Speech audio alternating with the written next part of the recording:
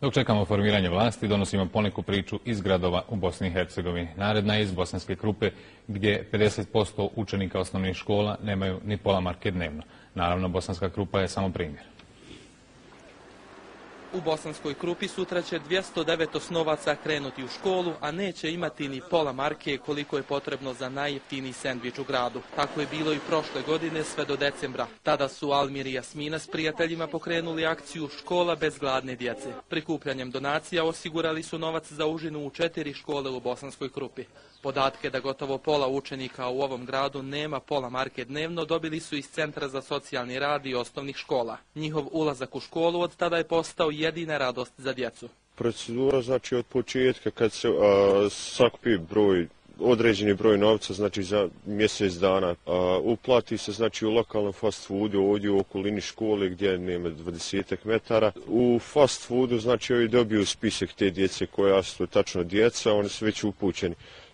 To dijete dolazi do fast fooda, znači dobija taj sendvič besplatan. Normalno uredno se izda račun u tom fast foodu koji mi skeniramo i preložimo ponovo znači na naše Facebook stranice. U svakom momentu ima svak na uvidu koliko je para uplaćeno i gdje.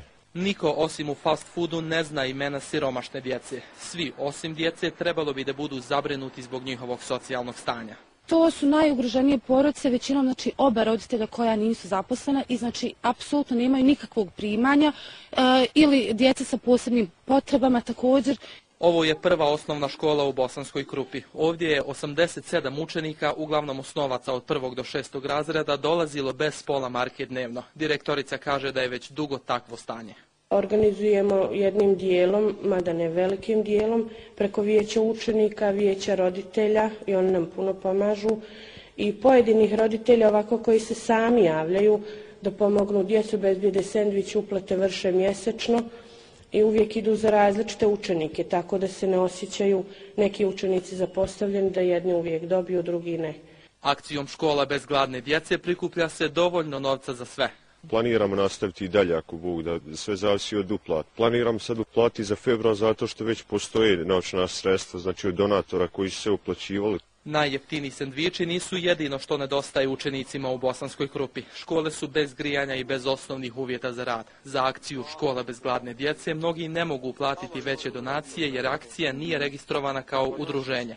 Naravno, mnogo je i registrovanih i nadležnih, ali pored njih su mjesecima prolazili učenici koji nisu imali ni pola marke dnevno.